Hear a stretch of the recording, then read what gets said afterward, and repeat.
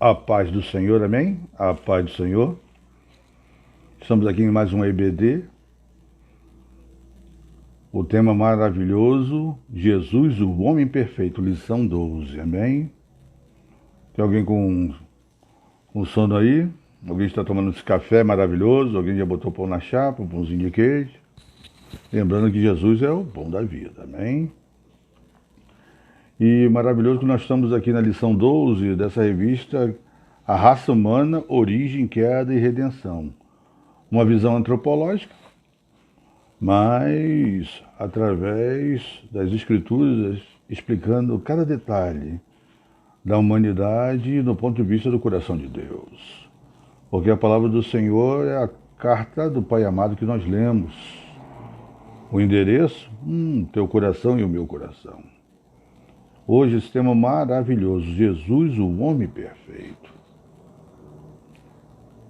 Deus, ele deu um exemplo maravilhoso para a humanidade. Se chama Jesus. E através desse exemplo maravilhoso, o exemplo é uma escola. Existem exemplos ruins, mas Jesus é um exemplo maravilhoso. Tudo aquilo que você possa imaginar, tudo aquilo que você possa querer, tudo aquilo que tu possa entender, tudo aquilo que você possa vivenciar no Senhor de uma forma maravilhosa, vem através de seu Filho Jesus. Vamos preparar esse ambiente agora para o milagre, amém?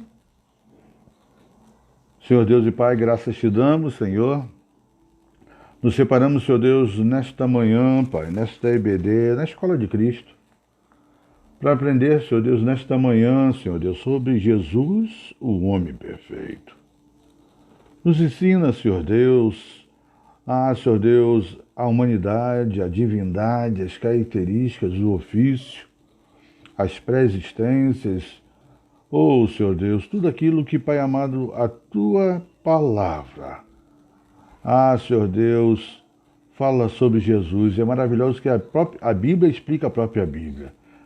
Agora imagine Jesus explicando a palavra de Deus, sendo o verbo da vida. Que coisa linda.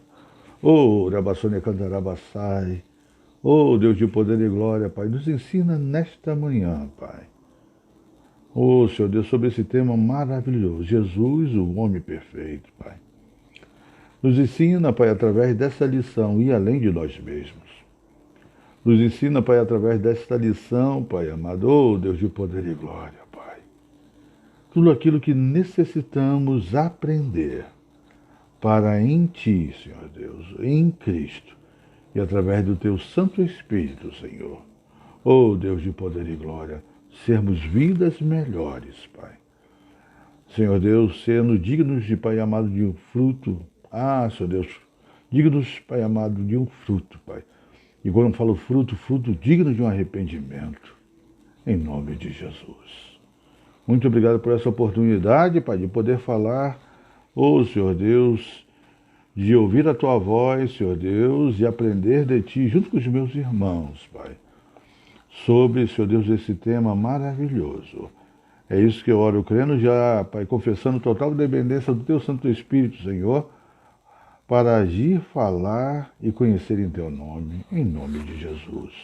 Muito obrigado, Senhor. É isso que nós oramos, crendo, pelo poderoso nome de Jesus. Na lição 12 que nós falamos, Jesus, o homem perfeito. No texto áureo, e crescia Jesus em sabedoria, em estatura e em graça para com Deus e os homens. Jesus, no seu ministério terreno, ele foi dado através do seu Pai, Deus de poder e glória, essa linda missão de encarnar, de o verbo se fazer carne e habitar no meio de nós.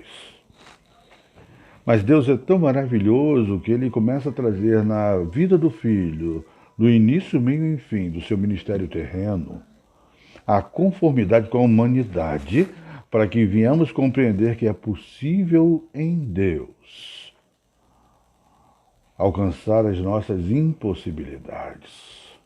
Irmos além de nós mesmos, compreender quem nós somos, fazer algo que naturalmente não conseguiríamos fazer porque quando nós começamos a compreender que o melhor que nós temos hoje é a presença do Senhor em nossa vida através da terceira pessoa da Trindade.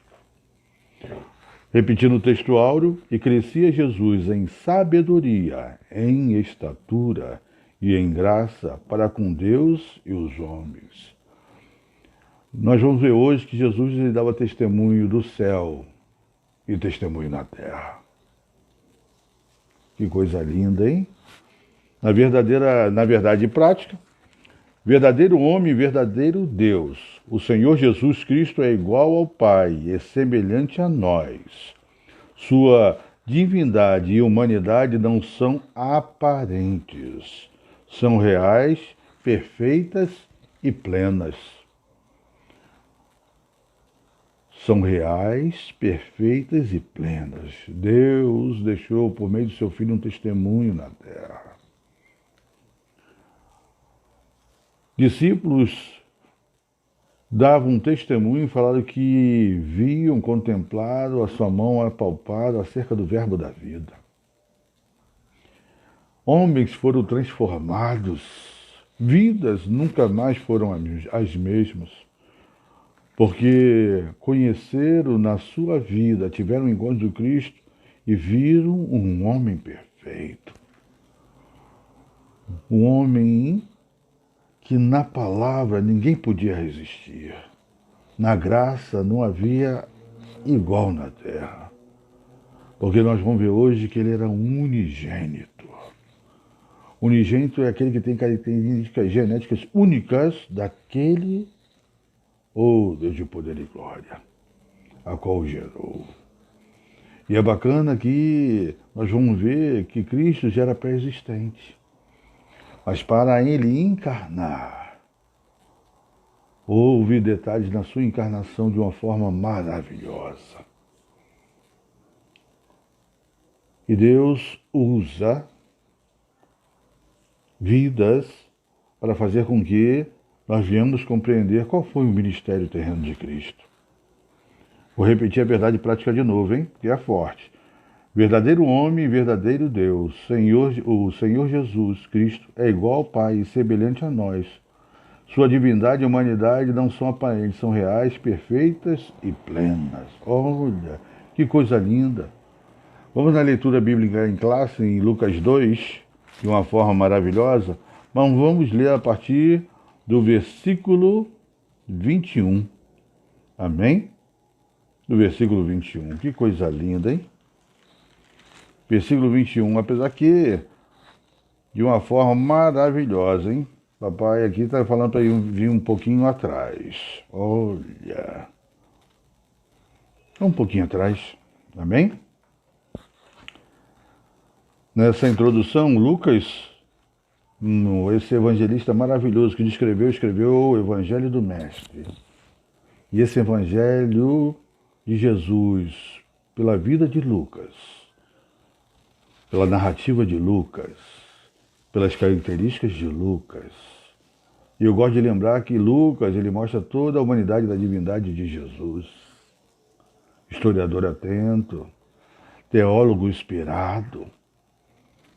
Agora, nesse momento, Lucas, ele coloca, né, o que foi predito no nascimento de Jesus. A partir do versículo 26 do capítulo 1. Vamos um pouquinho atrás, né? No 6º mês foi o anjo Gabriel enviado da parte de Deus para uma cidade da Galiléia chamada Nazaré, a uma virgem desposada com certo homem da casa de Davi, arquiva aí, cujo nome era José, e a virgem chamava-se Maria. E entrando o anjo onde estava, disse: Alegra-te muito favorecida, o Senhor é contigo. Ela, porém, ao ouvir esta palavra, perturbou-se muito e pôs-se a pensar no que significaria essa saudação. Mas o anjo lhe disse: Maria, não temas, porque achaste graças diante do Senhor. Olha, eis que conceberás e dará à luz um filho, a quem chamarás pelo nome de Jesus. Ele será grande e será chamado Filho do Altíssimo. Deus, o Senhor, lhe dará o trono de Davi, o seu pai. Ele reinará para sempre sobre a casa de Jacó, e o seu reinado não terá fim. Então disse Maria ao anjo: Como será isso, pois não tenho relação com homem algum? Olha o mistério. E respondeu-lhe o anjo: Descerá sobre ti o Espírito Santo, e o poder do Altíssimo te envolverá com a sua sombra. Por isso também o ente santo que há de nascer será chamado Filho de Deus. Repetindo, hein? Por isso também o ente santo que há de nascer será chamado Filho de Deus. Agora, Maria é avisada que o poder do Altíssimo a envolveria. Aquele ventre, ela receberia a graça, seria o recipiente da graça. Não a parte iniciativa da graça. Ela receberia a graça como recipiente. Porque era uma mulher virtuosa. Virtude é diferente de divindade. Aquilo que seria feito na vida dela seria feito através do Espírito Santo de Deus. Olha, vou até no 35. Respondeu o anjo: Descerá sobre ti o Espírito Santo, e o poder do Altíssimo te envolverá com a sua sombra. Por isso também o ente santo que há de nascer será chamado Filho de Deus. Olha, que coisa linda, hein? Versículo 36. E Isabel, tua parente, igualmente concebeu um filho na sua velhice, sendo esse já o sexto mês para aquela que se dizia ser estéril. Porque para Deus não haverá impossíveis em todas as suas promessas. Então disse Maria: Aqui está a serva do Senhor, que se cumpre em mim conforme a tua palavra. E o anjo se ausentou dela. Olha, que coisa maravilhosa. Não é isso? Agora, quando nós damos um salto em relação àquilo que aconteceu com Maria, da forma que o Espírito Santo envolveu a vida daquela varoa. Agora chegamos no versículo 21. Completados 8 dias para ser circuncidado, ao menino deram-lhe o nome de Jesus, como chamaram o anjo, antes de ser concebido. Agora houve todo aquele momento. Jesus, no ventre de Maria, passou por todo o tempo de gestação. Para que agora, através da gestação, aquele ente, o santo, estava no ventre de Maria, agora estava entrando na conformidade da humanidade. Agora estava vindo e sendo formado através de um ventre humano. Mas a semente era divina. Olha. 21 de novo, hein? Completado 8 dias para ser circuncidado. O menino deram-lhe o nome de Jesus, como lhe chamara o anjo antes de ser concebido. No momento em que a criança era circuncidada, era o momento que na tradição ela recebia o nome que lhe havia sido prometido. Agora, ele recebe o nome de Jesus. Jesus, lembrando, quer dizer, o Senhor é a salvação. Por isso que muitas vezes quando você fala esse nome, que você quer falar de Jesus, muitas pessoas não gostam. Porque o mundo espiritual não quer ouvir que Jesus é a salvação. Olha, o mundo espiritual, ele fica em polvorosos quando o nome de Jesus é pronunciado. Porque vão ver, através da humanidade, da divindade do Senhor Jesus, esse nome tem poder. Amém? Vamos nessa introdução, no versículo 22. Passados os dias da purificação deles, segundo a lei de Moisés, levaram-os a Jerusalém para apresentar ao Senhor, conforme está escrito na lei. Perfeito. A varoa, para ser limpa da sua imundícia, né, depois de ter concebido, ela esperava cerca de 7 dias, e no 8º era a circuncisão da criança. E no 7º dia era justamente o momento em que havia um rito para que ela, segundo a lei, tivesse purificada. E nessa conformidade, olha só, no 23, conforme estava escrito na lei do Senhor, todo primogênito ao Senhor será consagrado, para oferecer um sacrifício segundo o que está escrito na referida lei. Um par de rolas ou 2 pombinhos. Olha, isso para dizer o tipo de oferta que os pais tinham dado. E nessa característica da oferta, nós vimos que eles não tinham tantas posses. José e Maria. Agora chega esse momento do versículo 5, eu amo, que é chamado, na Sociedade Bíblica Brasileira, de O Cântico de Simeão. E é muito forte esse momento. Havia em Jerusalém um homem chamado Simeão, homem este justo e piedoso que esperava a consolação de Israel, e o Espírito Santo estava sobre ele. E a consolação era aquilo que o Messias faria para aliviar os sofrimentos e as aflições do povo. Agora, a pergunta que não quer calar, o Espírito Santo não desceu em Atos 2, no Novo Testamento? Como esse homem aqui ainda tem uma porção profética do Antigo Testamento? Essa é a pergunta que não quer calar. Vou repetir, hein? Havia em Jerusalém um homem chamado Simeão, homem este justo e piedoso, que esperava a consolação de Israel, e o Espírito Santo, olha, estava sobre ele. Revelara-lhe o Espírito Santo que não passaria pela morte antes de ver o Cristo do Senhor. Olha. A linha de pensamento que Simeão podia ser um Hazidim. O que era um Hazidim? Era um judeu piedoso que guardava no seu espírito a promessa e as letras da lei. É um homem que aguardava, ele era não semelhante ao fariseu, mas era um homem piedoso que aguardava no seu espírito e pelas letras da lei a promessa do Messias. E havia um particular na vida desse homem que o Espírito Santo avisava que ele não passaria da morte, ou passaria na morte, sem ver a promessa, a consolação de Israel se cumprir. Olha, que mistério é esse, hein? Versículo 27, movido pelo Espírito, foi ao templo. E quando os pais trouxeram o menino Jesus para fazer com que eles o que a lei o ordenara, Simeão tomou dos braços e louvou a Deus, dizendo: agora o Senhor pode despedir em paz o teu servo, segundo a tua palavra, porque os meus olhos viram a tua salvação. Meu Deus! Agora Simeão, ele aqui é um eco da lei, representando a lei. Que coisa é essa? Que mistério é esse? Tanto é que esse agora, do versículo 29, agora, Senhor, porém, agora, Senhor, pode despedir.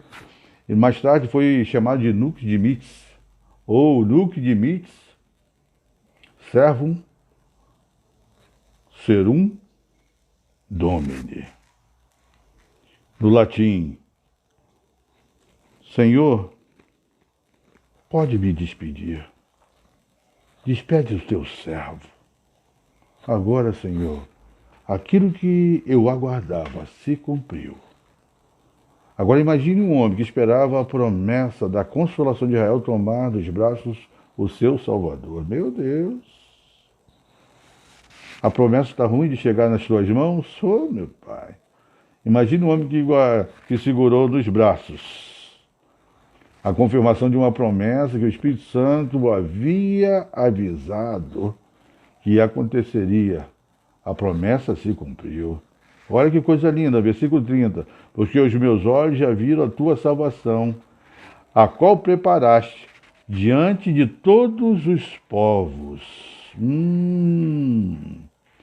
Agora, quando chega nesse momento, a qual preparaste diante de todos os povos, não só agora do povo judeu, mas todos os povos.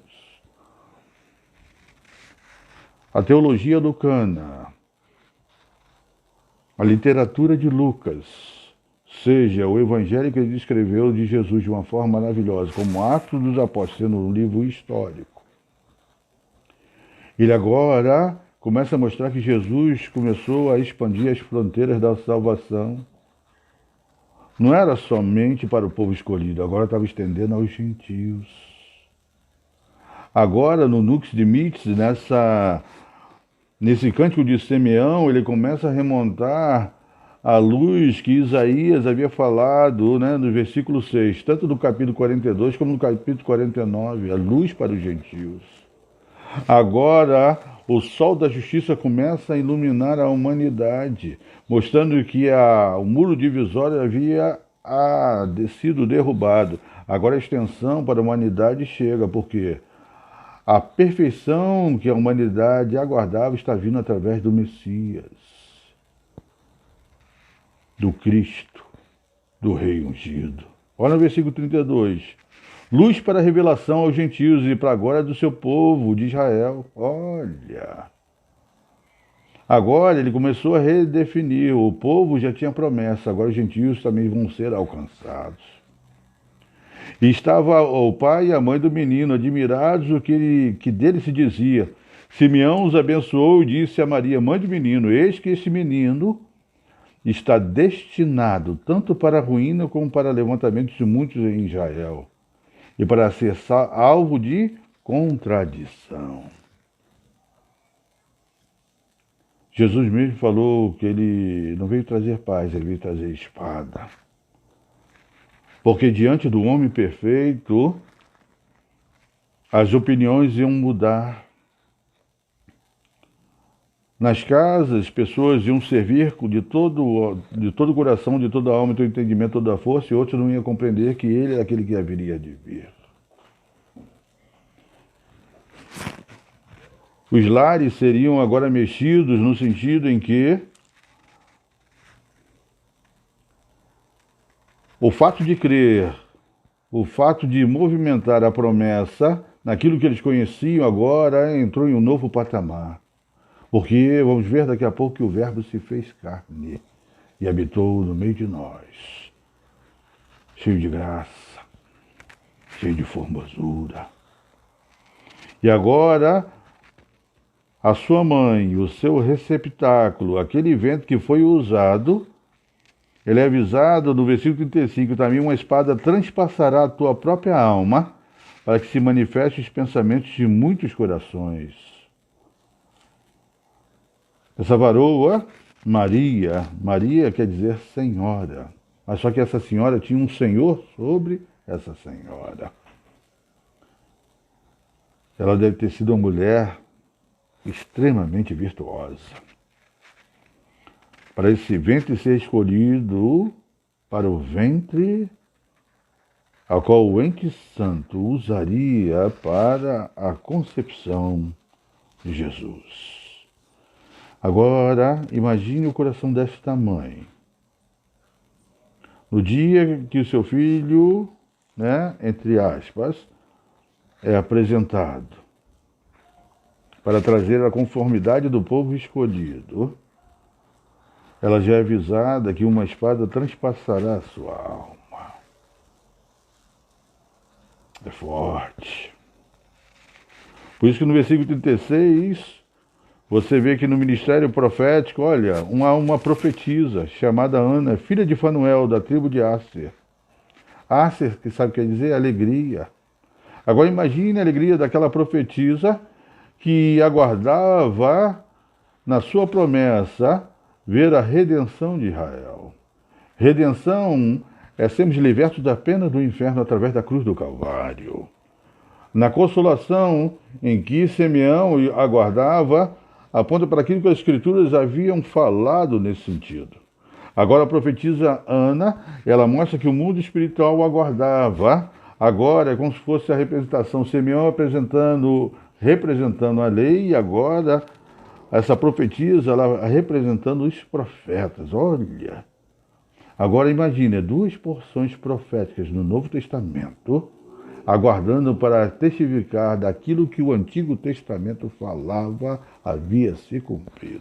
Meu Deus, essa foi forte, hein? Havia uma profetisa chamada Ana, filha de Fanuel, da tribo de Asser, avançada em dias, que vivera com seu marido 7 anos. desde que se casara, e que era viúva de 84 anos. Esta não deixava o templo, mas adorava noite e dia, em jejuns e orações no templo. Sabe o que uma viúva tipificava nessa época? Desolação e angústia. Agora, imagine uma mulher que ficou casada apenas 7 anos com seu marido. E depois, todos os anos da sua vida, ela passou no templo, jejuando, orando, buscando, se separando e aguardando a promessa da redenção. Meu Deus! Versículo 38. E chegando naquela hora, dava graças a Deus e falava a respeito do menino e todos que esperavam a redenção de Jerusalém. Meu Deus! Agora, aquela profetisa, ela, através de uma visão profética, ela compreende que aquele que haveria de vir chegou. Aquele que havia sido prometido já estava na terra, já estava no meio dos homens. Meu Deus, que menino, que mistério. Menino Jesus em Nazaré, versículo 39, cumprida todas as ordenanças segundo a lei do Senhor, voltaram para Galiléia, para a sua cidade de Nazaré. Agora é bacana que nesse momento que nós vamos entrar, né, o chamado na leitura bíblica em classe, que foi nos separada para hoje. É um momento em que Lucas, ele é bacana porque Lucas ele começa a dar saltos. Do 8º dia de circuncisão, agora ele dá um salto. Agora Jesus está com cerca de 12 anos de idade. Versículo 40. Crescia o menino e se fortalecia, enchendo-se de sabedoria e graça, e a graça de Deus estava sobre ele. Vou repetir, hein? Crescia o menino e se fortalecia, enchendo-se de sabedoria, e a graça de Deus estava sobre ele. Arquiva aí. Versículo 41. Ora, anualmente iam seus pais a Jerusalém para a festa da Páscoa. Páscoa era a festa principal. Você vê que 12 anos haviam se passados, mas os pais tinham cuidado de ainda fazer os ritos que era comum à sua família. E Jesus o acompanhava nesse ritmo, porque ele crescia, como foi o menino se fortalecendo, enchendo-se de sabedoria, e graça de Deus estava sobre ele. Agora ele andava na conformidade do povo escolhido. Versículo 42, quando ele atingiu os 12 anos, subiram a Jerusalém, segundo o costume da festa. E terminados os dias da festa, ao regressarem, permaneceu o menino Jesus em Jerusalém, sem que seus pais o soubessem. Que mistério é esse, hein? Pensando, porém, estar entre eles os companheiros de viagem, foram a caminho de um dia, então passaram a procurar então os parentes entre os parentes e os conhecidos. E não tendo encontrado, voltaram a Jerusalém à sua procura. E 3 dias depois o acharam no templo, assentados no meio dos doutores, ouvindo-os e interrogando. Quantos anos Jesus tem aqui? No 42 disse, 12 anos. Quer ver um mistério? Quando o menino judeu chegar aos 13 anos de idade, ele tinha um rito, conhecido como Bar Mitzvah, ou filho do mandamento ou filho da lei, onde, a partir dos 13 anos, ele atingia a maturidade jurídica e a maturidade religiosa para serem iniciados nas Escrituras.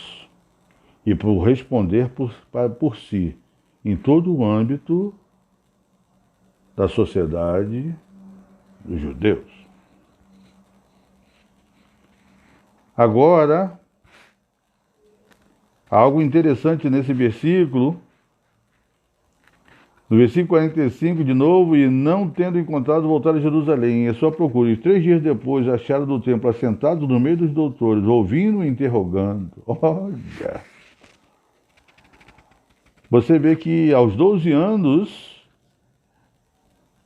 os rabinos, aqueles entendedores da lei, o ouviam, interrogavam e ficavam maravilhados com a sabedoria de Jesus.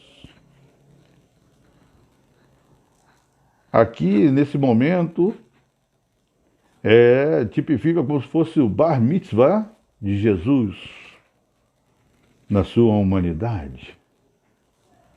Mas na sua divindade, lembra que a graça de Deus estava sobre ele, mas só que a graça de Deus também estava nele, porque o ente santo, ele nasceu do Espírito Santo de Deus. Tanto é que em João diz que é graça sobre graça. Olha, que mistério é esse, hein? Olha no 46. Perdão, 46. 3 dias depois acharam do templo assentado no meio dos doutores, ouvindo e interrogando. 47. E todos que ouviam, muitos se admiravam da sua inteligência e das suas respostas.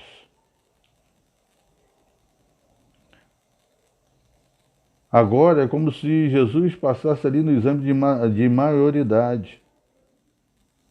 Porque a partir dos 13 anos, como falei agora, o menino judeu atendia a maioria jurídica e a maioridade religiosa no sentido, agora respondia por si. Agora, algo interessante desse texto que eu achei tremendo, olha que coisa linda. E logo que seus pais viram, ficaram maravilhados, e sua mãe lhe disse: Filho, por que fizesse isso conosco? Olha que mistério. E ele respondeu: Por que me procuráveis? E ele respondeu: Por que me procuráveis? Não sabias que me cumpria estar na casa de meu pai? Ih, mistério, olha. Agora Jesus, ele fala para a sua família que estava na casa do pai, tratando dos negócios do pai. Lembra que agora há pouco falei da questão da maturidade ou maioridade jurídica e religiosa nesse sentido? E naquela época, 3 eram as bases dos negócios do pai que se cuidava naquela época. Um era a terra, outro era o rebanho e outra a família. Agora ele fala: estou na casa de meu pai. Por que me procurar em outro lugar? E é tremendo que a Maria, ela fala assim, ó, não compreenderam, porém, as palavras que lhe disseram, no versículo 50, não compreenderam, porém, as palavras que lhe disseram. Agora, José e Maria não haviam lembrado da concepção, da mensagem que Maria havia recebido através do anjo Gabriel. Dos mistérios que seriam a vida daquele ente santo que nasceria nessa concepção. E no versículo 51, olha que coisa forte. E desceu com eles para Nazaré.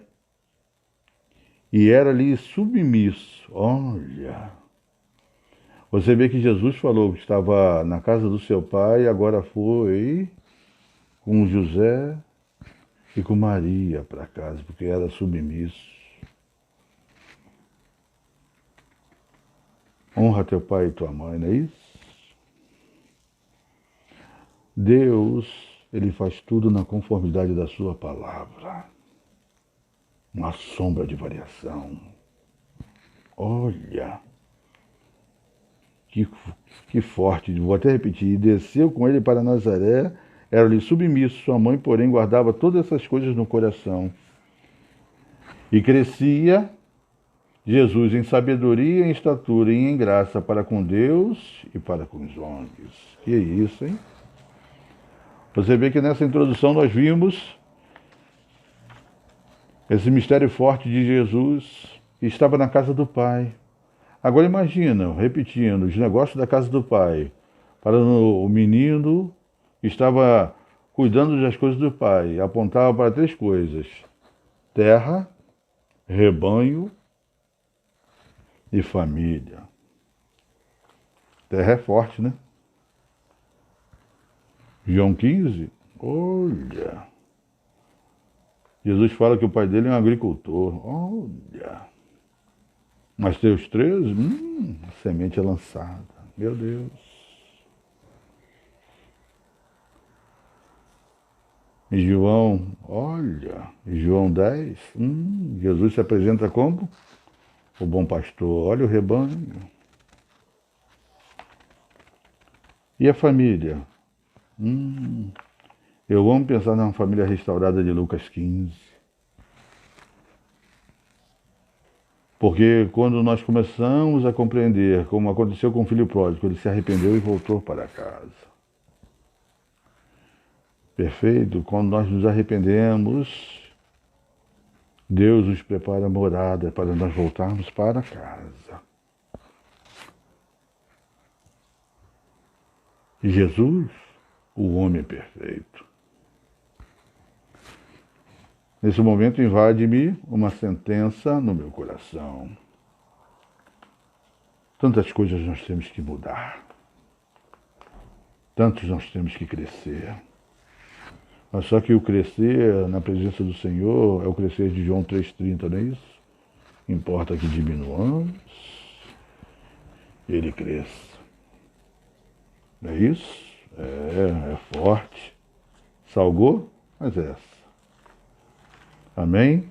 Vamos aqui da introdução. Tranquilo até aí? Show de bola? Amém? Hoje estamos gravando, né? Essa semana não deu para fazer um ao vivo com vocês. Mas na próxima oportunidade, em nome do Senhor Jesus, a gente vai estar aí, tá bom? Estou fazendo aqui da Casa de Profeta, no Recôndito do Trovão. Assistido ali para minha varô, né? Dando aquele apoio. Amém? Tanto é que a coisa está tão maravilhosa aqui que me trouxe até um mate geladinho, ó. Dá licença, abre um parênteses. Fecha parênteses, maravilha.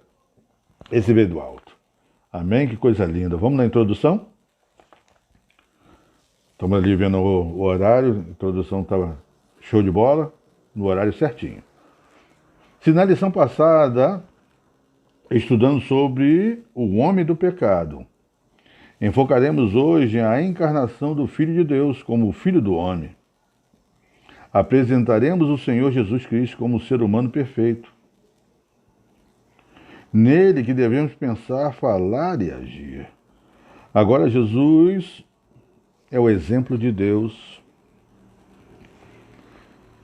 Deus, ele falou de diversas formas, mas aprove na plenitude do tempo falar agora através do seu Filho, que é exemplo maior de um amor, que é exemplo maior de tudo aquilo que você possa imaginar, que você possa tentar entender.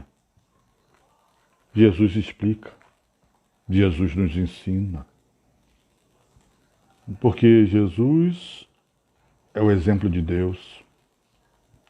Tudo aquilo que você tenta entender nas Escrituras, Jesus nos ensina, porque nós vamos ver que Ele é o Verbo de Deus. Olha que coisa linda! Já de início deixamos bem claro que a humanidade de Jesus não era aparente, mas real. Em tudo era semelhante a nós, exceto quanto ao pecado, não é isso? Por isso que na concepção, a mensagem que o mensageiro celestial trouxe para Maria, que aquilo estaria no seu ventre, viria através de um ente santo. Olha. Frisamos outro sim que as duas naturezas de Cristo, a divina e a humana, não são conflitantes, mas perfeitíssimas e harmônicas. Uma jamais eliminou a outra, e por esse motivo que somente ele podia salvar o pobre e miserável pecador. Lembra da redenção? Agora, nas características de Jesus, ele veio fazer aquilo que a humanidade não podia fazer. Ele veio ser manifesto na sua encarnação de uma forma que nenhum outro homem sobre a face da terra podia fazer. Nós levamos porções do céu e da terra? Levamos. Uma natureza adâmica, o sopro divino para nos tornar alma vivente. Tranquilo? Mas só que levamos a natureza adâmica. O estigma do erro. A falha. Agora, na sua concepção, Jesus já foi perfeito. Porque a semente no ventre de Maria veio do Espírito Santo. A semente do ventre de Maria veio do alto. Meu Deus. Que o Espírito Santo nos ajude a compreender essa maravilhosa, impressionante e imprescindível doutrina na Bíblia Sagrada. Amém? Existem os estudos sistemáticos, né, das doutrinas cristãs e, por exemplo, da salvação se chama soterologia. Da doutrina do Espírito Santo, pneumatologia. Dos anjos, angiologia. O estudo das últimas coisas, escatologia. Mas a matéria, pessoalmente, que eu acho mais linda é cristologia. Só para você ter um exemplo da cristologia, ele fala dos ofícios de Cristo. Sacerdote, profeta e rei.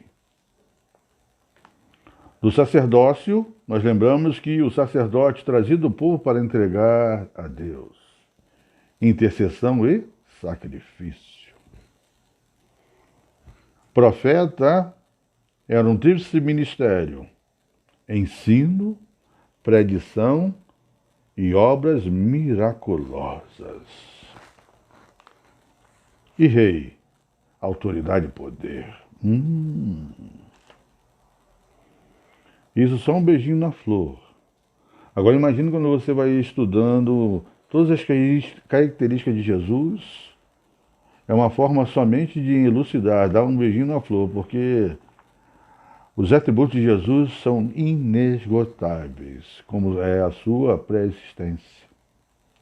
Isaías diz que ele habita a eternidade, que tem nome de santo, meu amado. Ele é alto e sublime. Olha, habita a eternidade. Ele não tem começo nem fim.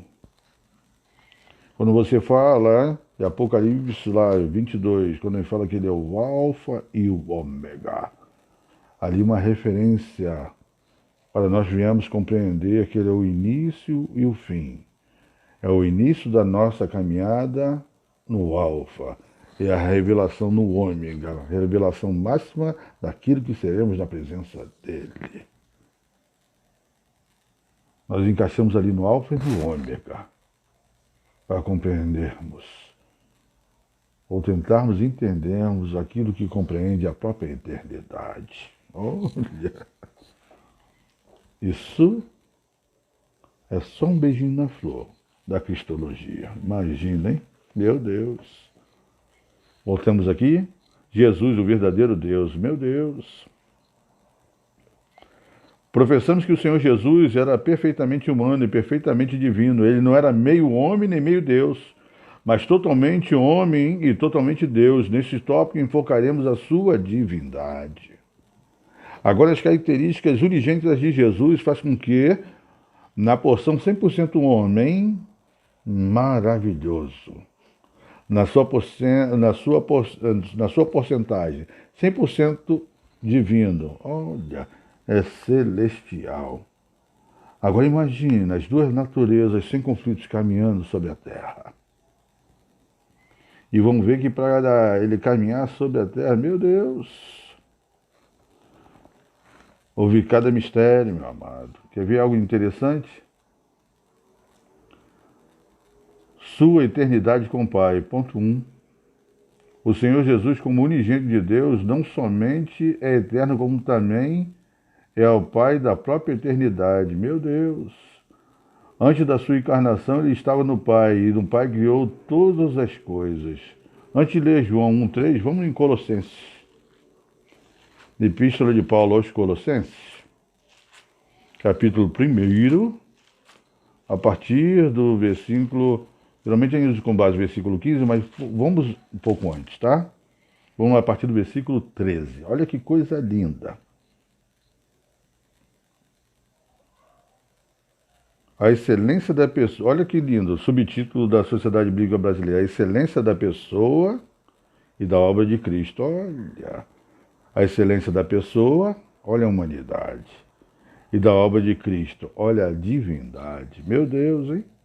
Ele nos libertou do império das trevas e nos transportou para o reino dos filhos do seu amor, no qual temos a redenção. Olha aí a redenção.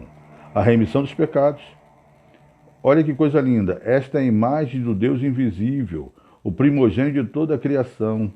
Pois nele foram criadas todas as coisas, no céu e sobre a terra, as visíveis, as invisíveis, sejam tronos, sejam soberanias, quer principados, quer potestade, tudo foi criado por meio dele e para ele. Ele é antes de todas as coisas, nele tudo subsiste. Ele é a cabeça do corpo da igreja. Colossenses apresenta Jesus como a cabeça da igreja, Cristo.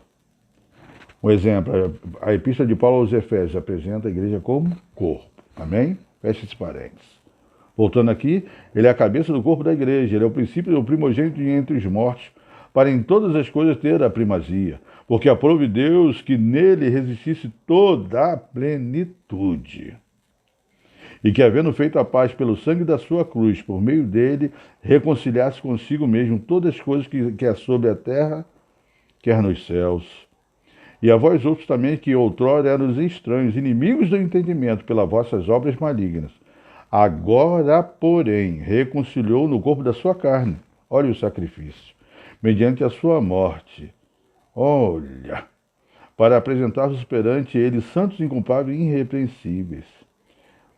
Se é que permanecer na fé, alicerçados e firmes, não vos deixando afastar da esperança do Evangelho, que ouviste que foi pregado a toda criatura debaixo do céu, da qual eu, Paulo, me tornei ministro. Não é isso? Só nesse texto você mostra a preexistência e a autoridade do Senhor Jesus nos ambientes celestiais, do mais profundo da terra, do mais alto céu. Olha, a glória excelsa de Cristo se manifesta. E João 1,3, vamos lá em João 1,3, João. Esse evangelho de Jesus, descrito por João, também é forte. Porque João é o evangelho mais teológico de todos, amém? O evangelho mais teológico de todos. Vamos ler a partir do versículo 1, amém? No princípio era o verbo, e o verbo estava com Deus e o verbo era Deus. O verbo, logos, a palavra. É engraçado que na nossa gramática, verbo, a palavra que exprime o modo de atividade. No versículo 2, ele estava no princípio com Deus. No versículo 3, todas as coisas foram feitas por intermédio dele, e sem ele nada do que foi feito, se fez. A vida estava nele, a vida era a luz dos homens. Olha, a luz resplandece nas trevas, e as trevas não prevalecem contra ela. Quer ver algo de interessante? Você fazendo um eco de Gênesis 1, Jesus como verbo da vida, no momento da criação. Amo lembrar disso. O ambiente de Gênesis 1. A terra era sem forma e vazia. O Espírito Santo pairava sobre a face das águas. Então disse Deus. Disse Deus. Ou estava lá escrito, pensou Deus? Sinalizou Deus? Ele disse. Ele verbalizou a criação. Deus, o Espírito Santo e Jesus. E Deus fala, Deus verbaliza, Deus usa o seu logos. Haja luz. E bacana que esse haja no original é uma resposta. A resposta para trevas é a luz. Versículo 4 de novo. A vida estava nele, a vida era a luz dos homens. A luz resplandece das trevas, as trevas não prevalecem contra ela. Olha. Para você ter uma ideia, ó. Tá vendo aqui? Essa blusa não tem aqui uma cor escura? Toda cor escura, ela absorve. Toda cor clara, ela reflete. Por isso que glorificar a Cristo é refletir a Cristo. Porque Deus é luz. A glória vem dele. E volta para ele. Porque nós refletimos a glória de Deus. Porque a vida estava nele e a vida era a luz dos homens. E Rabassou de Cantaravassai. É, papai. A criação é maravilhosa. Oh, aleluia, que coisa linda. Suas atividades externas são lindamente descritas no capítulo 8 de Provérbios. Quando você vai lá em Provérbios, é bacana que o livro de Provérbios não é um livro de promessa, é de sabedoria. E no capítulo 8 vai falando os mistérios da sabedoria. Aí imagine quando você começa a compreender a sabedoria de Deus através do Logos, através de Jesus. É bacana que Jó 28 diz que a sabedoria de Deus não está na terra dos viventes, ela vem do alto. Quando nós começarmos que tudo aquilo que nós temos de melhor vai vir do alto, a dependência vai ser no céu, não vai ser na terra. Porque a sua eternidade, a sua presciência, a sua preexistência é maravilhosa. Por isso que no ponto 2, os seus atributos e grandezas e perfeições, olha que coisa linda. Jesus Cristo é a fonte da vida, João 1,4, nós lemos agora, que coisa linda. Logo, ele tem vida em si mesmo. Sendo Deus de Deus, é imutável. Vamos lá em Hebreus 13:8. E essa sentença aqui é forte, né? Sendo Deus de Deus, olha. Quando fala assim, fica meio esquisito, né? Mas você vê que aqui está falando o comentarista sobre a concepção, ele sendo o unigênito do Pai. Entendeu agora? Que coisa linda, hein?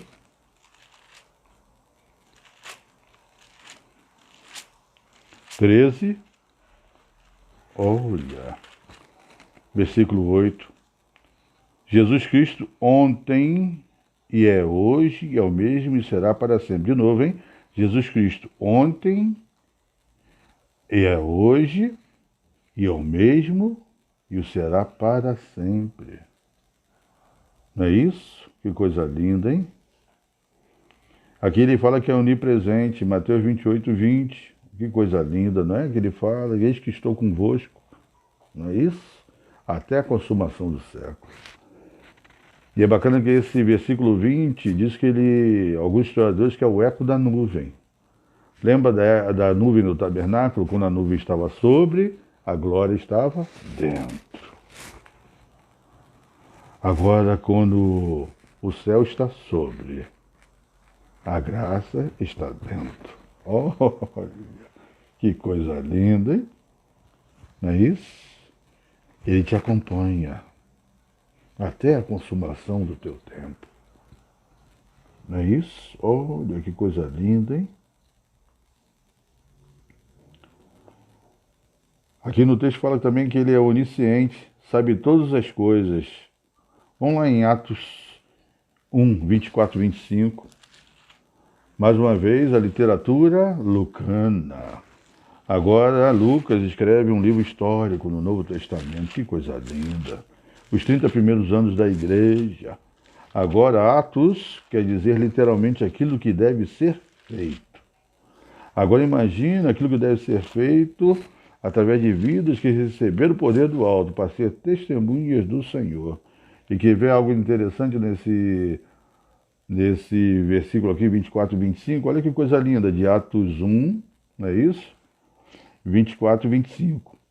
E orando disseram, tu, Senhor, que conhece o coração de todos, revela-nos qual destes dois tem escolhido, para preencher a vaga nesse ministério e apostolado, da qual Judas se transviou, indo para seu próprio lugar. Olha, agora, antes da descida do Espírito Santo, eles sabiam aonde Jesus estava, porque ele havia sido assunto aos céus. Agora, aqueles que caminhavam com Jesus, mesmo não vendo mais o fisicamente, mas criam, olha a fé, hein? Que Jesus os ouviria. Porque eles compreendiam que toda a autoridade lhe foi dada no céu e na terra. E sobre a terra, ele sabia que a sua oração ia chegar no céu. Meu Deus, por causa da onipresença do Senhor. Meu Deus, que coisa linda, hein? E a sua onipotência não pode ser ignorada, porque todo o poder dos céus e da terra acha em suas mãos. Olha que coisa linda.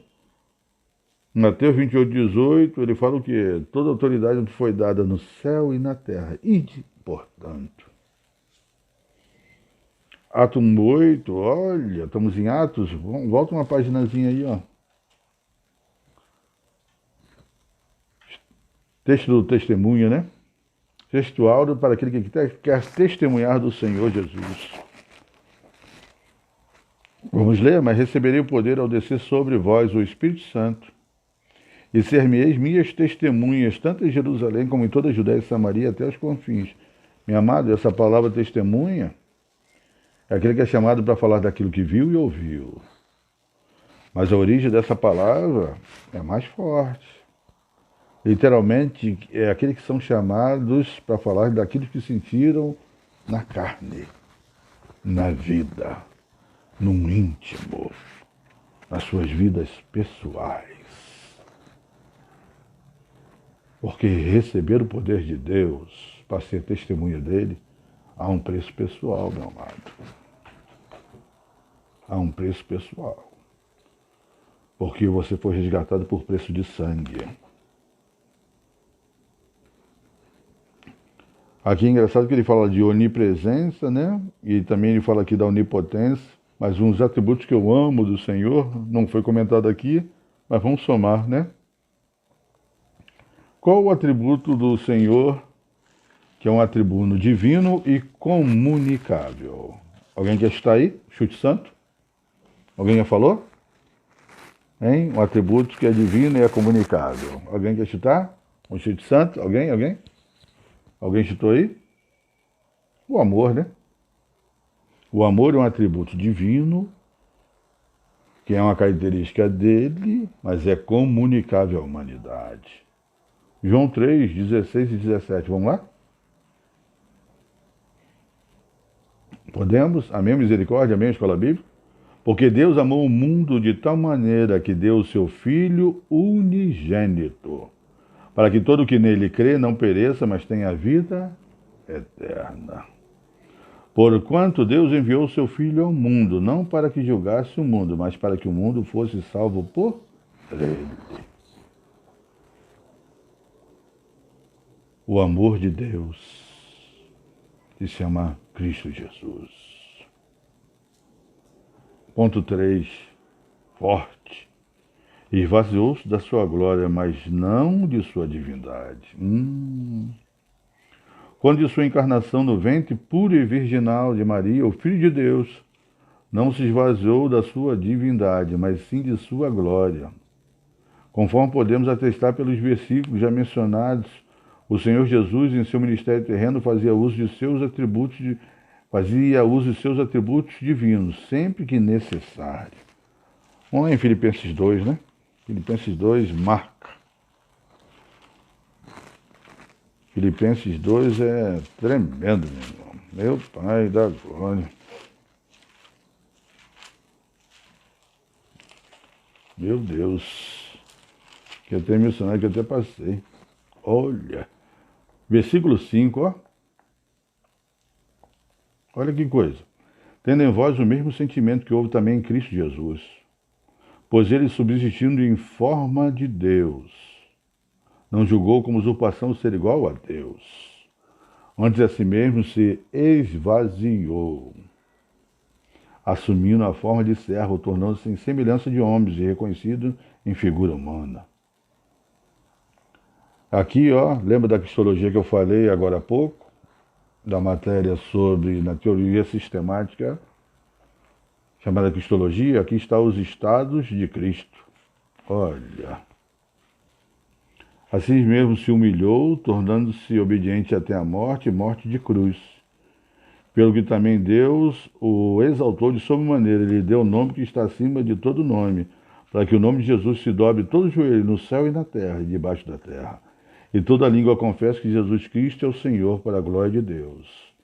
Os estados de Cristo: humilhação, crucificação e exaltação. Por isso que entre uma humilhação e exaltação há sempre um sacrifício. Agora, imagine na concepção Deus se esvaziar ao ponto de caber numa manjedoura. Imagine o Deus excelso, aquele que está no trono da glória. Ele habita no teu coração, habita na tua vida. Existe um outro atributo que eu amo, maravilhoso, que se chama transcendência. Ele transcende. Transcender é como você pega essa xícara, você enche essa xícara e ela transborda. Ela fica cheia por dentro e por fora. Transcendência é quando a glória do Senhor passa pela tua vida, transcende e toca a vida mais próxima. Porque aquele que caminha na glória do Pai, que depende da graça do Senhor, e compreende que entre uma humilhação e exaltação tem que haver sempre um sacrifício. Quem exalta é Deus.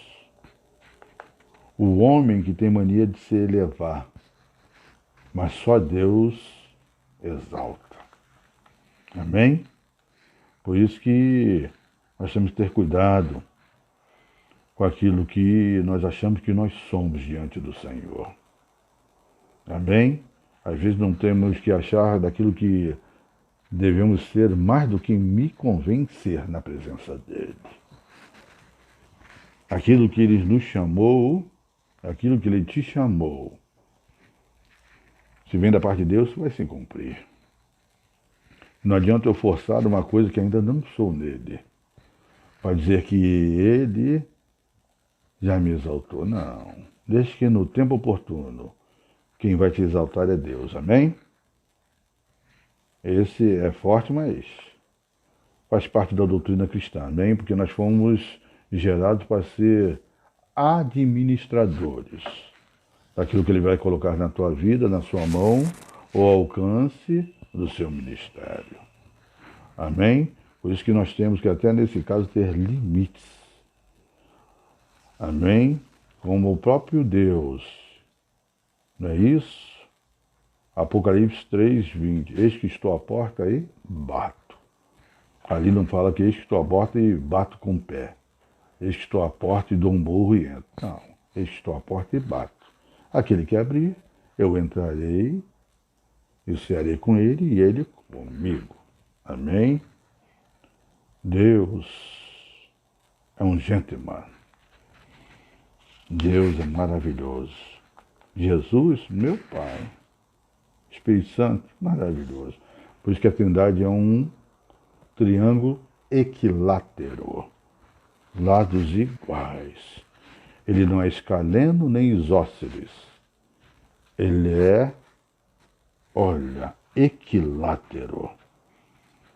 Os ministérios são equidistantes. Olha, agora eu rasguei o vernáculo, hein? Meu Pai. Em sua oração sacerdotal, ele reivindica junto ao Pai, não a sua divindade, mas a glória que desde a mais remota eternidade desfrutara no perfeitíssimo e infinito círculo da Santíssima Trindade. Seu discípulo sabia que ele era Deus, que coisa maravilhosa. Em Mateus 14:33, naquela passagem quando Jesus anda sobre o mar, os discípulos, olha que coisa linda. Em Marcos 4, há uma experiência com os discípulos, que agora os discípulos estão num barco, Jesus dormindo no barco. A tempestade os alcança, Jesus levanta, não é isso? Ele repreende o vento e aquieta o mar. Vai arquivando. Por que ele repreendeu o vento? Porque toda tempestade tem uma causa. E toda a causa gera um efeito. Ele repreendeu a causa e acalmou o efeito. Agora em Mateus 14, uma nova tempestade, mas só que Jesus não estava no barco. Quem estava nos barcos? Os discípulos e a sua fé. Agora, Jesus, ele vai até eles andando sobre o mar. Meu Deus! Pedrão é forte. Pedrão já pergunta, se é o Senhor, eu vou até a ti, parafraseando. E Jesus fala o quê? Vem. A pergunta que não quer calar. Você crê em Jesus o suficiente para você sair da segurança do barco? E para andar com Jesus sobre o mar? Salgou, hein? Esse é o ponto. Os discípulos, pela experiência que tiveram, já compreendiam aquilo que Jesus podia fazer. Aquilo que Jesus já tinha feito. Agora eles estavam crendo quando aconteceu com Pedro, que ele encaminhou até onde a fé dele o levou. Mas quando ele começou a afundar, porque ele prestou atenção não na tempestade, mas na força do vento, ele começou a afundar. Quem ele clamou? Ele clamou pelos discípulos que estavam no barco, ou aquele que estava sobre as águas, o aguardando para chegar até ele. Ele clamou, salva-me, Senhor. Meu Deus. Meu amado, a confiança do discípulo é compreender que o Mestre sempre nos ouve. Mas a confiança dos discípulos no Mestre é saber que ele sempre nos ouve também, ele crê que também sempre o ouvimos, através da sua palavra, da sua divindade, daquilo que ele é, daquilo que ele representa, daquilo que ele, Rabassone Arabassai, pode fazer pela tua e pela minha vida, se nele confiarmos. Na outra experiência aqui, de João 49, Natanael, Filipe chegou, achamos aquele que as escrituras falavam quem era. Quando Natanael se aproxima de Jesus, Jesus fala, bem que veja, hein, que é um verdadeiro israelita. Aí ele pergunta, onde me vi, Senhor? Parafraseando, eu te vi quando você estava na figueira. E ali Natanael fala, meu amado, tu és filho do Deus Altíssimo, e começa a falar sobre a divindade de Jesus. Aí Jesus fala, ué, só porque eu falei isso, você creu, então muito mais, parafraseando, farei e verás no teu ministério. Quando nós começamos a compreender e viver a divindade de Cristo sobre a nossa vida, a gente vai compreender que Ele tem todo o poder, tem toda a autoridade. Por isso, nós temos que confiar. Por isso que a fé, no original, é você depositar algo sobre. Quer ver? Aí, ó. Fé. É você depositar algo sobre. Imagine se esse sobre. É a rocha. É Cristo. Agora, se você não tem aquilo que apoiar, quando você vai depositar a tua fé, não é isso? É isso. Por isso que nós temos que pôr a nossa fé em Cristo Jesus. Por isso que Ele é a rocha. Ele é a rocha. Amém? Ponto 2, Jesus, o verdadeiro homem. Meu Deus. A concepção, a encarnação e o nascimento do Filho de Deus não pegaram Israel de surpresa, pois os judeus já sabiam, pelas escrituras do Antigo Testamento, que o Messias em breve chegaria.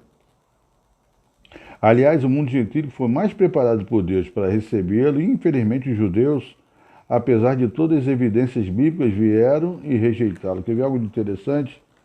João, aqui no Evangelho que João descreveu de Jesus, capítulo 1, é forte, mas é verdade, versículo 11, versículo 11, olha que coisa forte.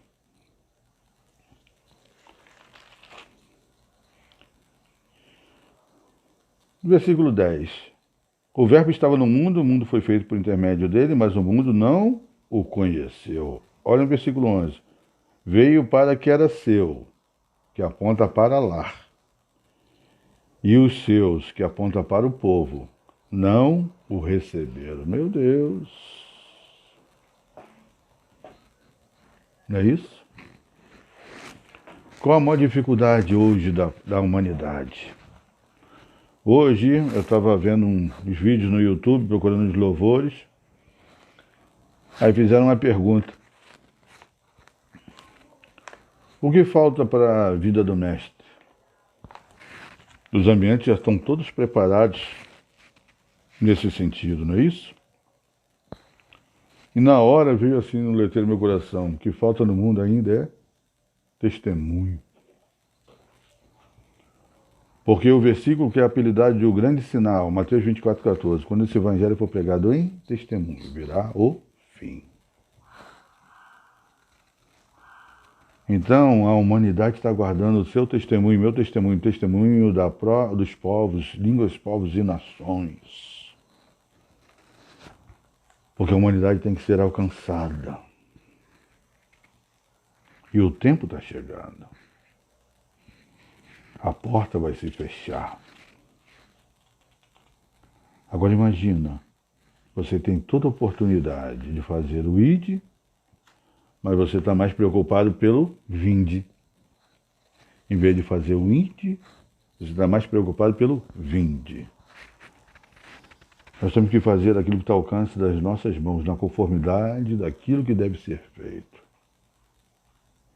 Eu não posso começar a fazer uma obra que eu acho que eu deva fazer, entendeu? Como acontece aí nas redes sociais, você vê obras maravilhosas sendo feitas.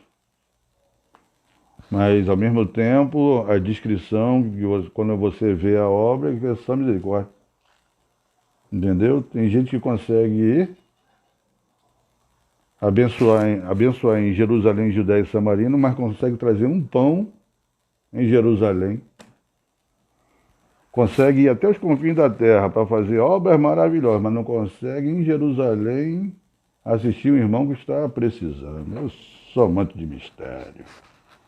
Meu amado, os confins de Paulo foi Roma. Na época do seminário, eu conheci um homem, pastor Eric. Ele foi nos apresentado na aula de missões. Ele veio fazer missões, sabe aonde? Cidade de Deus e Rio das Pedras. Os confins dele era minha Jerusalém. Por isso, o que era a dificuldade de compreender o que é seu e os seus. Ele veio para que era seu lá e os seus não reconheceram. Quando nós começamos a fazer obras, apontando para quem fez a obra foi Cristo. Não a minha vida ou o meu irmãozinho. Quando a glória voltar para Ele, o testemunho será maravilhoso e vidas vão ser alcançadas. Porque nós temos que alimentar o pequenino.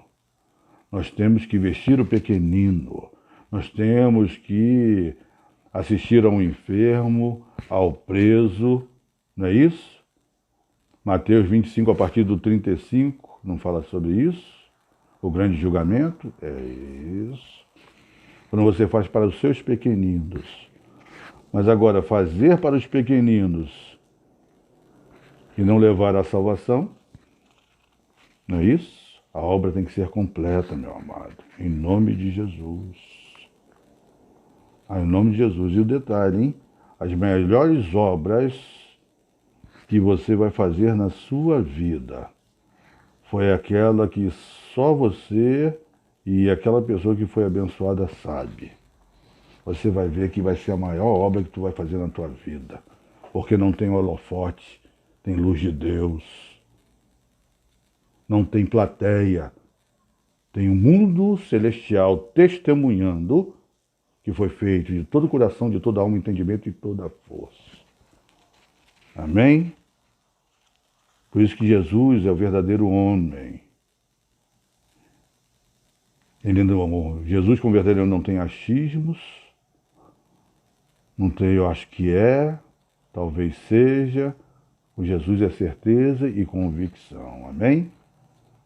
Fecha esse parênteses. Jesus estava no seio do Pai, amo. Antes de sua encarnação, o Senhor Jesus achava-se no seio do Pai. Quer ver algo interessante? Está aberto em João 1, no versículo 18.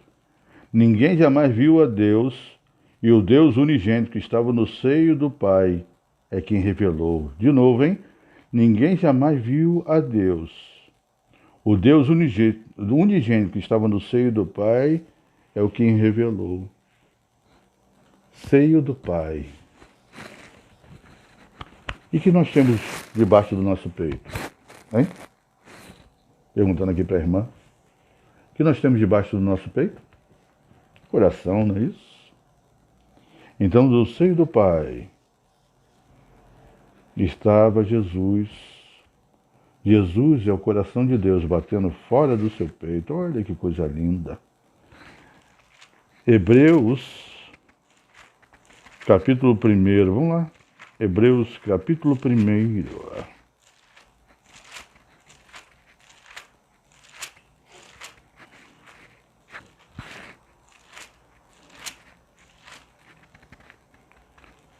Só mistério.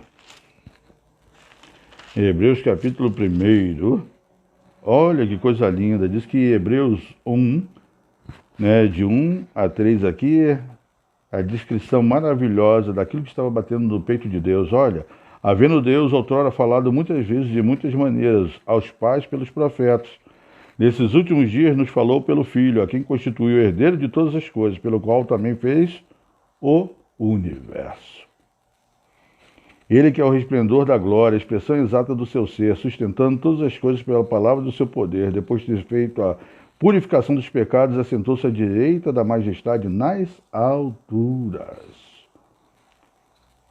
sustentando todas as coisas pela palavra do seu poder. O coração de Deus sustenta todas as coisas pela palavra de seu poder. Mas não devemos supor que ele estivesse inativo. Pelo contrário, sendo ele eterno e o Pai da eternidade, participou ativamente da criação do mundo. Ele é o Verbo de Deus e todas as coisas vieram a existir por intermédio dele. Sem Jesus Cristo, nada do que existe existiria. Porque Jesus é o Verbo da vida, é a palavra, é o Logos de Deus. Quando nós começamos a compreender nesse sentido, muitas coisas vão começar a fazer sentido em nossa vida nesse ponto. Olha que coisa linda. Profetizado no Antigo Testamento, ponto 2, a vinda do Senhor Jesus é profetizada em todo o Antigo Testamento. No Gênesis, ele é a semente da mulher. Em Malaquias, é o sol da justiça. Entre ambos os livros, há outra profecia carregada de significado, tanto para Israel como para os gentios.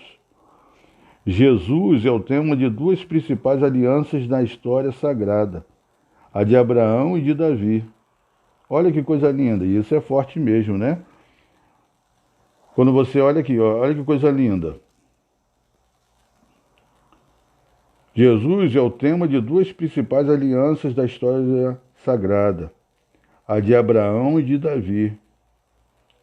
Gênesis 12, 1, 3, Samuel 7,16, Mateus 1,1. Vamos lá em Mateus 1,1, que vai ser o Mateus 1,1.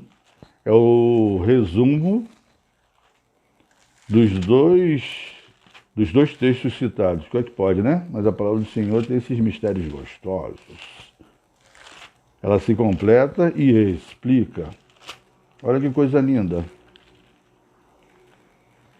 Mateus 1 estava aqui em João, ó. Porque Mateus 1 ele fala justamente da genealogia. A genealogia de Mateus é pelo parentesco. Olha que ele fala, Mateus 1, livro da genealogia de Jesus Cristo, filho de Davi e filho de Abraão. Quando eu falo filho de Davi e filho de Abraão, quando eu falo filho de Abraão, tem um arranjinho tremendo. Abraão, né? Depois Abraão. Abraão é pai exaltado. Abraão é pai de todos. Em Gênesis 12, quando ele é chamado para sair da sua terra, sua parentela, ele ali tem a característica de origens dos povos, da família, que aponta para a terra. Quando você vai, né, como filho de Davi, no texto fala de segunda, é isso, de 2 Samuel 7,16, ele fala que um trono haveria, e esse trono permaneceria eternamente. Quando você fala de Davi, você fala da origem do reino, do trono, que aponta para o céu. Olha. Quando você fala de Abraão, origem dos povos, família e terra.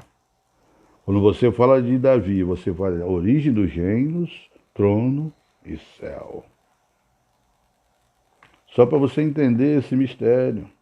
Vou até repetir na revistinha. Jesus é o tema das duas principais alianças da história sagrada. De Abraão, aliança da terra. De Davi, aliança do céu. Olha que coisa linda, hein?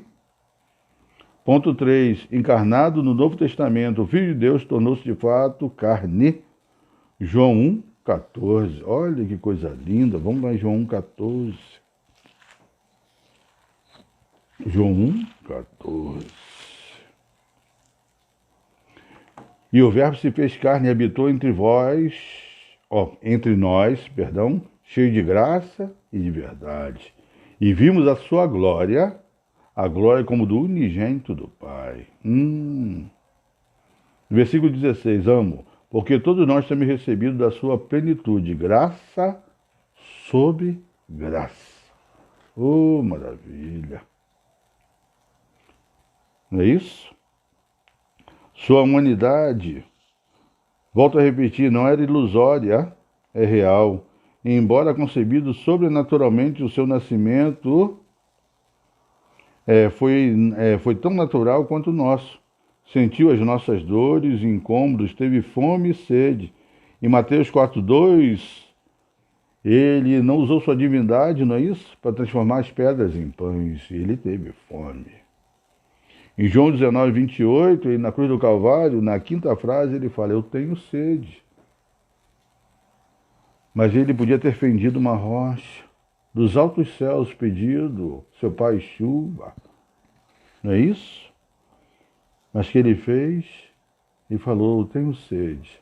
E deram um sopro, embebecido num vinho, o vinho do Romano, que era um vinho, quase um vinagre, que era uma água misturada com vinho, para que eles tivessem uma porção de vinho e a porção da água, e ali ele provou, mas não quis beber.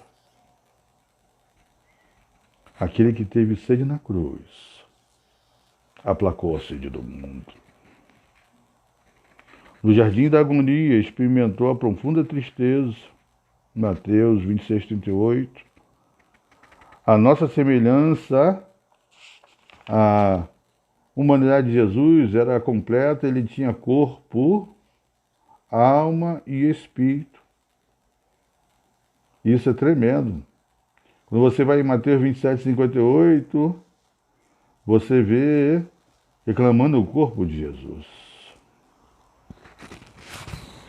Quando você vai em Marcos 14:34, está ali,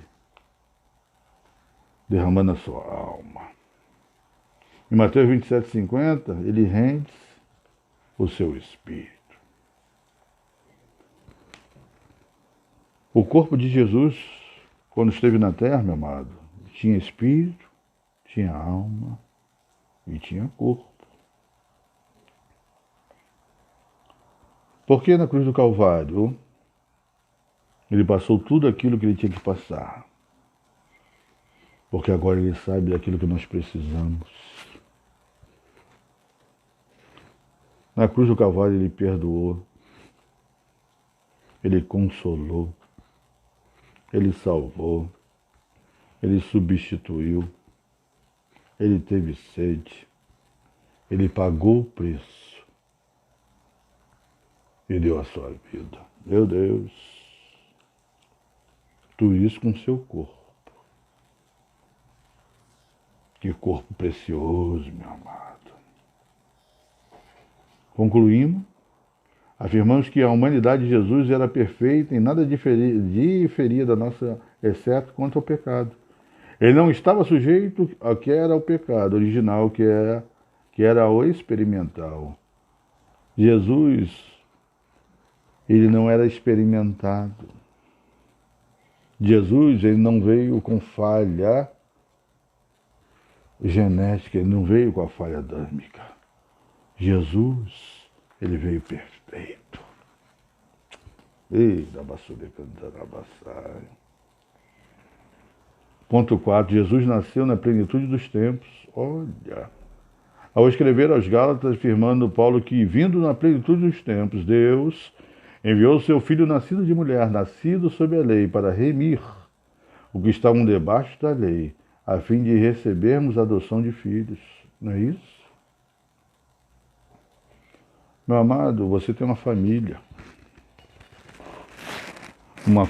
geneticamente falando e uma família espiritualmente falando. Em Romanos 8, quer ver algo interessante? Romanos 8, lá em Romanos 8, Epístola de Paulo aos Romanos. Linda. A epístola ela é maravilhosa, mas se tiver só o capítulo 8, é mistério. Não é isso? Meu Pai.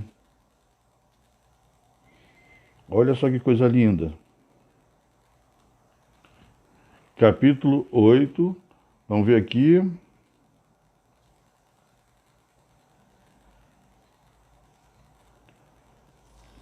Isto. Capítulo 14, o versículo 14. Pois todos que são guiados pelo Espírito de Deus são filhos de Deus, porque não recebeste espírito de escravidão para viver outra vez atemorizados, mas recebeste o espírito de adoção, baseado na qual na qual clamamos, Abba, Pai. O próprio Espírito testifica com o nosso Espírito que somos filhos de Deus. Ora, se somos filhos, somos também herdeiros, herdeiros de Deus e co-herdeiros com Cristo. Se com ele sofremos, também com ele seremos glorificados. Lembra que eu falei que só o papai exalta? Isso. Os nossos sofrimentos, não é isso? E nas nossas exaltações, o melhor que nós temos é Deus, em todas as fases da nossa vida. Em sua presciência, Deus levantou 3 significativos povos e culturas a fim de preparar o mundo para recepcionar o seu Filho e para cooperar na divulgação universal do Evangelho. Israel, através das sinagogas espalhadas por todas as nações, Grécia, por intermédio do seu idioma e filosofia, não é isso? O exame natural das coisas pela luz natural da razão, e finalmente Roma, por meio de suas leis, governos e estradas de excelentes qualidades. Quer ver algo de interessante? Para você confirmar esse patamar, vamos lá em Lucas 23. Em Lucas 23, olha, a palavra do Senhor é maravilhosa, né? Lucas 23, versículo 38. Aqui o comentarista diz que 3 povos foram levantados para divulgar, para propagar, para ser testemunhos vivos daquilo que foi, daquilo que é, daquilo que representa o ministério terreno de Cristo, até a ser assunto aos céus de novo. No versículo 38, também sobre ele, na hora da crucificação, estava esta epígrafe. O que é uma epígrafe? É uma sentença. Em cima da cruz do Calvário estava ali uma sentença, uma plaquinha. Perfeito? Uma epígrafe. Olha que coisa linda. Estava a epígrafe em letras gregas, olha que mistério, romanas e hebraicas. Olha! Por que letras gregas? Como foi falado no texto, eles detinham o conhecimento. Por que letras romanas? Autoridades. E hebraicas? Tinha a promessa. Estava lá escrito, este é o rei dos judeus. Por isso, com o tempo, essa informação foi apagada, por isso que tem algumas igrejas ali, por exemplo, igrejas, né, que tem aquela cruz, né, e tem escrito lá somente INRI, só em latim, né? Não botam as letras gregas, não botam as letras hebraicas, só no latim, INRI. INRI quer dizer Iesus Nazarenos Rex Ioderum. Jesus de Nazaré, rei dos judeus. Mas só que língua, povos e nações foram chamados para testemunhar de Jesus. Forte isso, né? Mas você vê que a própria cruz ainda fala, mesmo vazia, ainda ela nos ensina. Que coisa, hein? Em Israel, Jesus é apresentado ao mundo, hein? Olha, abre um parênteses aí.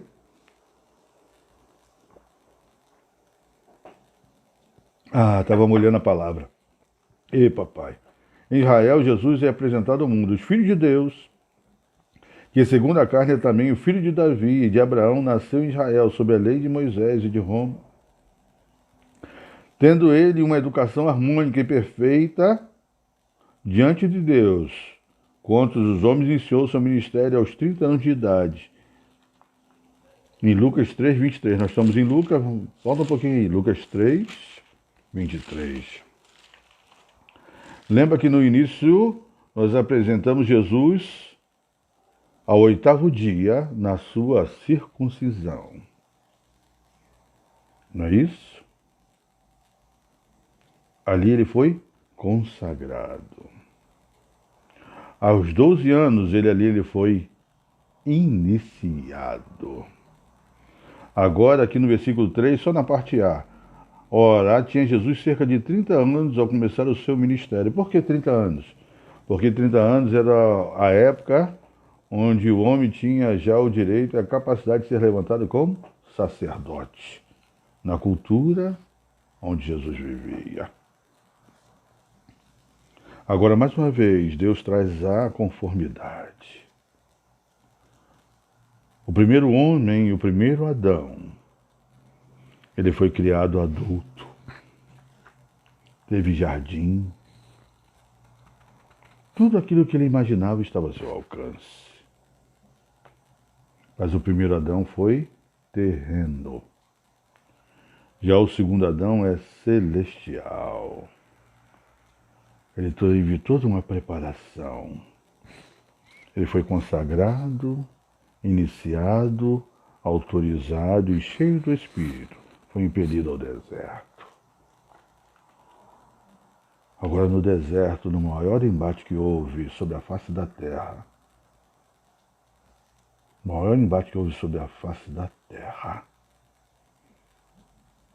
onde o representante máximo do reino de Deus e o representante máximo do império das trevas lutava pela sua alma e minha alma, para quem ia ter direito sobre. Meu Deus, isso é forte, como forte é o ministério do nosso Senhor Jesus. E conforme veremos no próximo tópico, olha, o Senhor Jesus foi em todas as coisas o mais perfeito dos homens. Jesus, o homem perfeito, tópico 3. Afinal, o Senhor Jesus era ou não um ser humano semelhante a nós? Sim, era semelhante a nós. O melhor do que nós, pois não estava sujeito sujeito que era ao pecado original, que era ao experimental. A humanidade de Jesus Cristo não era aparente, era tão real quanto a nossa, em momento algum, ele usou a sua divindade para suprir as suas carências. Não transformou pedras em pães, nem fez brotar água da rocha para virar a sua fome e a sua sede. Todo o milagre que ele realizou, olha que coisa linda. Olha que coisa linda. Todo o milagre que ele realizou foi em favor dos que o procuravam. Vou até grifar mais uma vez. Todo o milagre que ele realizou foi a favor dos que os procuravam.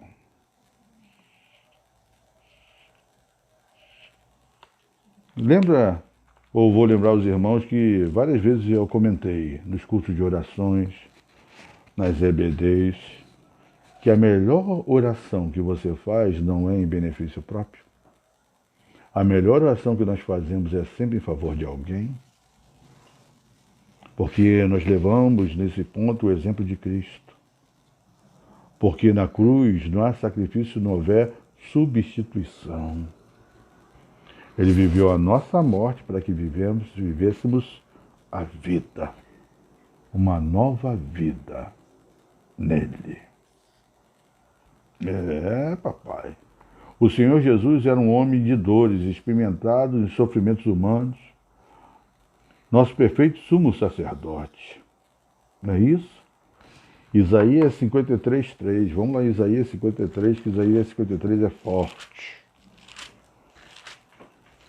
É forte. Isaías 53, olha. E esse mês eu fiz 53 anos, ó. Que isso, hein? Que mistério é esse, hein? Era desprezado, mais rejeitado entre os homens de dores, que sabe que ia padecer, e como de quem um homem esconde o rosto, era desprezado e dele não fizeram caso. Certamente, versículo 4, certamente ele tomou sobre si as nossas enfermidades e as nossas dores, levou sobre si, e nós o reputávamos por aflito, ferido de Deus e oprimido. Mas ele foi transpassado pelas nossas transgressões e moído pelas nossas iniquidades. O castigo que nos traz a paz estava sobre ele, e pelas suas pisaduras fomos sarados, meu amado. Ele sentiu na cruz as nossas enfermidades, para trazer na nossa vida a cura espiritual. E Narabassode Cantarabassai. Ponto 2. O último Adão. O primeiro Adão fracassou no Éden. Olha o jardim cercado. O último Adão triunfou no deserto e no Calvário. Meu Deus! Embora divino, Jesus não era menos humano que Adão. Na plenitude de sua humanidade, venceu todas as tentações por nós, para que nele fôssemos vivificados. Não é isso? Não é isso? 1 Coríntios 15, 45. Já estamos terminando. Sei que você vai comprar aquele frango da padaria. Pergunta lá, quando for comprar o frango, se tem aquela promoção. Se no meio da farofa tiver azeitona, tu ganha outro frango. Se o cara falar que isso é espírito de engano, aí é mistério, né? É uma promoção de brincadeira. Olha, do versículo 45, pois assim está escrito, o primeiro homem, Adão, foi feito alma vivente. O último Adão, porém, é espírito vivificante. Não é isso? Olha que coisa linda. Mas não é o primeiro espiritual, sim o natural, depois o espiritual. O primeiro homem formado da terra é terreno, o segundo o homem é do céu, meu amado. Arquivou o ente santo. Lembra que Maria recebeu essa informação? Quando olhamos para o Senhor Jesus Cristo, concluímos que a humanidade não foi um fracasso, porque apenas nele somos plenamente redimidos. Não é isso? Ele nos trouxe através da cruz do Calvário. Não é isso? E quer alcançar a humanidade. A perfeição espiritual e moral de Jesus. Como já frisamos, o Senhor Jesus, embora dotado de uma natureza humana igual à nossa, jamais esteve sujeito ao pecado original, nem ao pecado experimental. Eis que o escreveu o autor da Epístola dos Hebreus. Porque não convia tal sumo sacerdote, santo, inocente e imaculado, separado dos pecadores. É feito mais sublime do que os céus. Olha. Tanto no falar quanto no agir, Jesus era perfeito. Nenhum dolo ou engano achávamos em seus lábios. Ele era perfeitíssimo em todas as coisas. Ele é o nosso excelso modelo. Para fechar, vamos lá em 2 Pedro. 1 Pedro, melhor dizendo. Para fechar o pacote. Que a minha companheira ali já está ali, na intercessão, nos sonhos, a linguagem dos sonhos, né? Visões e sonhos. É mistério. Ah, papai. Versículo 21, que coisa linda. Porquanto para isso mesmo fosse chamado, pois que também Cristo sofreu em vosso lugar, deixando-vos exemplos. E esse exemplo no original é upogramos. O que é upogramos, pastor? Pastor Lulinha do meu coração. Upogramos, lembra do caderno de caligrafia que você usava lá na escola da Dona Teteca? Para tu melhorar aqueles garranchos? Para você melhorar as mal traçadas linhas? O exemplo no original é esse. Agora ele deixou exemplos para que você vinha escrever de uma nova forma aquilo que Jesus é para a tua vida. Olha, essa desceu fresquinha, hein? Para seguir os passos, a qual não cometeu pecado nem dolo algum e se achou em sua boca. Pois ele, quando ultrajado, não revidava com traje, quando maltratado, não fazia ameaça, mas entregava-se àquele que julgava retamente. Carregando ele mesmo em seu corpo sobre o madeiro nossos pecados, para que nós, mortos para os pecados, vivamos para a justiça, para as suas chagas, fostes sarados. Porque estávamos desgarrados como ovelha, agora, porém, vos converteis ao pastor e bispo de vossa alma. O pastor e bispo de vossa alma, Jesus. É o perfeito, é o bom pastor, Na conclusão, olhamos firmemente para Jesus, o autor e consumador da nossa fé, e chegaremos à estatura do varão perfeito, homens e mulheres moldados pelo Espírito de Cristo. Ele é o nosso consumado, ele é o nosso consumado exemplo em todas as coisas, e por ele ansiamos, quando do arrebatamento da igreja, estaremos para sempre com o nosso amado Salvador, Jesus Cristo, verdadeiro homem, verdadeiro Deus. Amém. Louvado seja o Cordeiro de Deus. Vamos agradecer esse momento. Senhor Deus e Pai, graças te damos, Senhor Deus, por esse momento, para aprender um pouquinho da Tua palavra, Senhor. Muito obrigado, Senhor Deus, por ter enviado o Seu Filho, Jesus, o homem perfeito, Pai. Para, Senhor Deus, do Seu seio, Pai, do Seu coração, Pai, que ameaça sobre a face da terra, Pai, o Teu amor encarnado, para nos alcançar, Senhor Deus, para preparar lugar, para, Senhor Deus, as mansões celestiais fazermos moradas no tempo oportuno, Pai. Mas enquanto estivermos aqui, Pai, nos ajuda, Senhor. Nos ajuda, Senhor Deus, a frutificar, nos ajuda, Pai, através do Teu Santo Espírito, a ser vidas melhores, Pai. Porque o exemplo Tu nos deu. Porque um filho Tu nos deu. Oh, Rabassore Cantarabassai, Pai. Muito obrigado, Senhor, por tudo aquilo que Tu és, porque tudo aquilo que Tu representa, Pai, e por tudo aquilo que Tu tem feito e fez para as nossas vidas, por meio do Teu Filho, amado Jesus. E é por esse nome maravilhoso, que nós nos damos e agradecemos nesta manhã. Muito obrigado, porque oramos e cremos pelo poderoso nome de Jesus. Deus abençoe, tá? Em nome do Senhor Jesus. Amém?